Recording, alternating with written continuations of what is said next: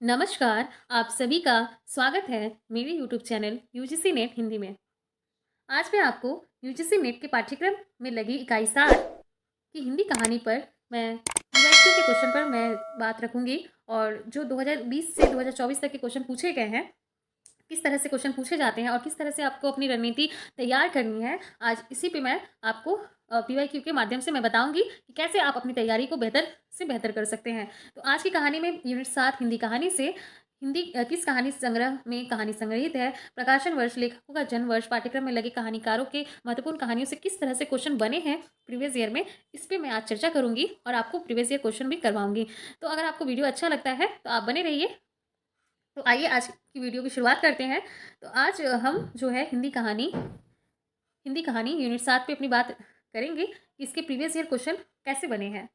तो सबसे पहले मैं बता दूं कि इकाई 7 जो है हिंदी कहानी वाला, ये मैं बार बार आपको सिलेबस क्यों बोलती हूँ पढ़ने के लिए, सिलेबस पहले याद करने या सिलेबस को पहले रेडी करने के लिए, क्योंकि यहाँ से 40% जो क्वेश्चन है जो आपके यहीं से बनते हैं। आज की कक्षा में आप देखिएगा कि मैं पिछले 2 वीडियो में मेरा आप देख सकते हैं कहानी से संबंधित मैंने अपलोड किया है, उसमें मैं बताई हूँ कि कैसे कहानी के प्रकाशन वर्ष, इसको आप सिलेबस में ही काम कर लीजिए कि कहानी के प्रकाशन वर्ष को साथ ही साथ सिलेबस में ही लिख लीजिए कि इसका जो है 1904 में प्रकाशित हुई थी, कब प्रकाशित हुई थी, किस पत्रिका में प्रकाशित हुई थी, किस कहानी संग्रह में संकलित है। ये आपकी कहानी से संबंधित जो ऊपर ऊपर वाली बात है ये हो गई। उसके बाद जो है कहानीकार का जन्म वर्ष जो है आप इस साइड लिख लीजिए, कहानीकार के जन्म वर्ष, क्योंकि इसमें भी आपके क्रम आते हैं सजाने के लिए।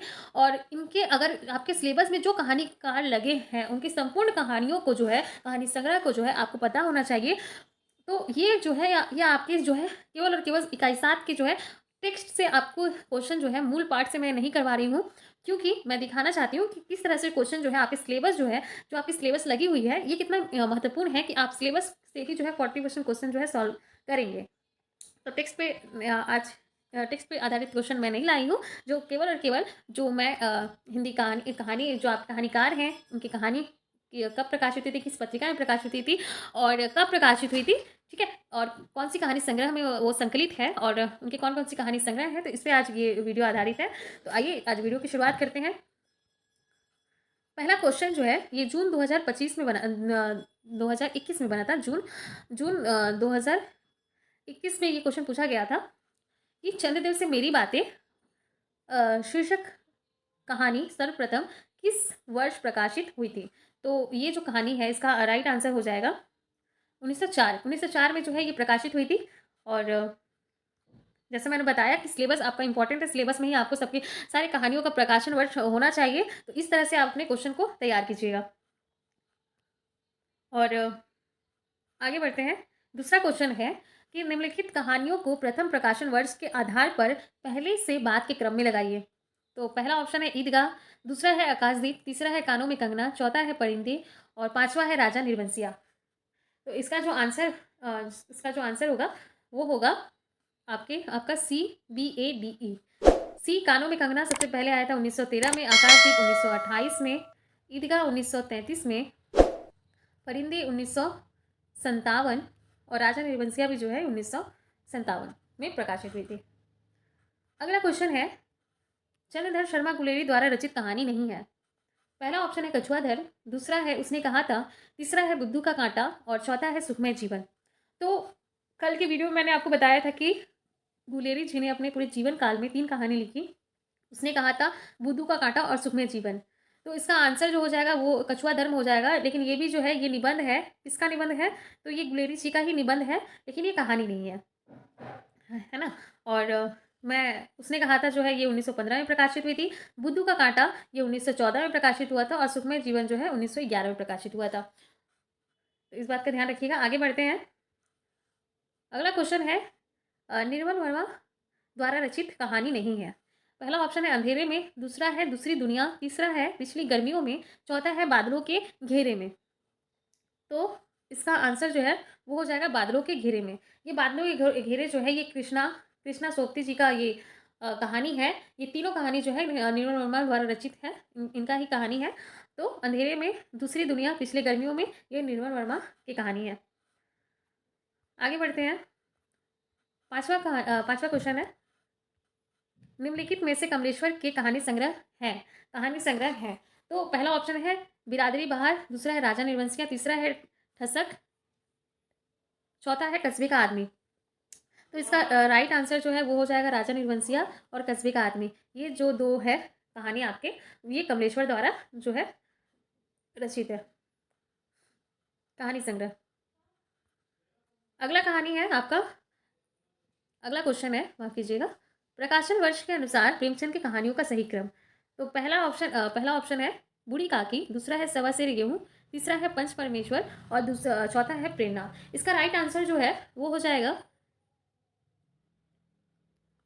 ऑप्शन 4 पंच परमेश्वर। पंच परमेश्वर जो है ये आपका 1916 में आया था। सवा सेर गेहूं ये 1924 में आया था। बूढ़ी काकी ये 1920 में, और कहीं कहीं आपको 21 भी देखने को मिलेगा।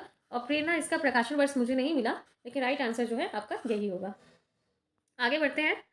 अगला क्वेश्चन है निम्नलिखित में से कौन सी कहानी ठुमरी कहानी संग्रह में नहीं है। यानी ठुमरी कहानी संग्रह में जो है कहानी नहीं है। ये पता है ठुमरी किसका है, ये रेणु जी का, आपका फर्नीचर रेणु का जो है ये कहानी संग्रह है। और इसमें कौन सी, अब ठुमरी कहानी संग्रह में जितनी कहानी संकलित है वो इंपॉर्टेंट हो जाता है, क्योंकि उसमें भी जो लगी है आपकी कहानी वो भी वहाँ से भी क्वेश्चन बने हैं। तो ये भी आप इस बात का भी ध्यान रखिएगा। आने वाली वीडियो में मैं भी नेट के पाठ्यक्रम में आपकी जितने भी कहानीकार लगे हैं और उनके कहानी संग्रह में कौन कौन सी कहानियां हैं इसका भी वीडियो मैं लेकर आऊंगी।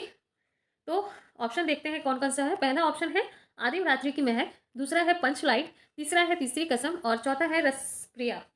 तो इसका आंसर जो है वो हो जाएगा एक, आदिम रात्रि की महक जो है ये इनका कहानी संग्रह इस संग्रह में संकलित नहीं है।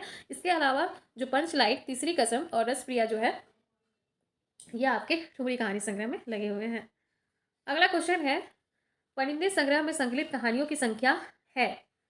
Option A 9, option B 5, option C 7 और ऑप्शन 4 13।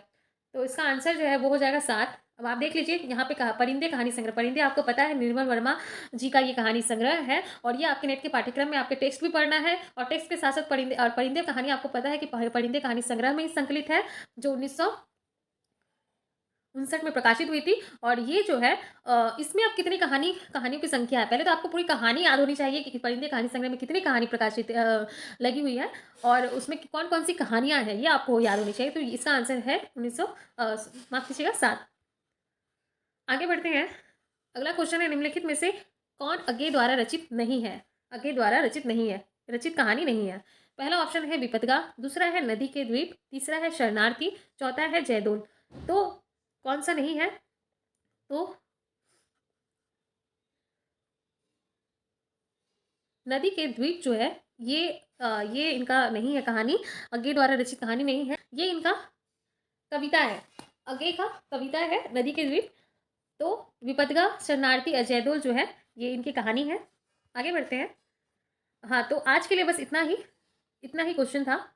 और आप देख सकते हैं ये सारे क्वेश्चन कराने का मेरा बस केवल और केवल एक ही उद्देश्य था, किस तरह से जो क्वेश्चन है पाठ्यक्रम में आपके लगे जितने भी रचनाकार हैं, आपके इनकी संपूर्ण रचनाओं को पहले पढ़ने से पहले, उनके संपूर्ण रचनाओं को पढ़ने से पहले एग्जाम्पल के तौर पर आप देख लीजिएगा कि एग्जाम्पल के तौर पर मान लीजिए राजेंद्र भाला घोष, उनकी संपूर्ण रचनाओं को पढ़ने से पहले आप केवल और केवल आपकी इकाई 7 में जो है हिंदी कहानी लगी हुई है, तो कहानी को सबसे पहले आप इसके कंप्लीट कीजिए। पहले इनकी कहानी आपको याद होनी चाहिए, बाकी बात जो है वो बाद में, क्योंकि स्मार्टली हम लोग को पढ़ना है। हमको इतना भी ज़्यादा नहीं पढ़ना है, क्योंकि अगर आप एग्जाम की तैयारी कर रहे हैं तो स्मार्टली इसके लिए पढ़ना पड़ेगा। तो आपके लेखक जो भी लेखक आपके लगे हुए हैं, सबसे पहले आप अगर आपकी इकाई 7 में जो है 17 कहानीकार लगे हुए हैं, तो 17 कहानीकार के कहानी संग्रह और प्रमुख कहानी जो है आपको याद होनी चाहिए। इसका लिस्ट एक आप बना लीजिए। और जो मैंने पिछले वीडियो में भी मैं करवाई हूँ कि जैसे कि जितने भी कहानीकार लगे हुए हैं उनकी कहानी जो सिलेबस में लगी हुई है, उसका प्रकाशन वर्ष, वो कब प्रकाशन वर्ष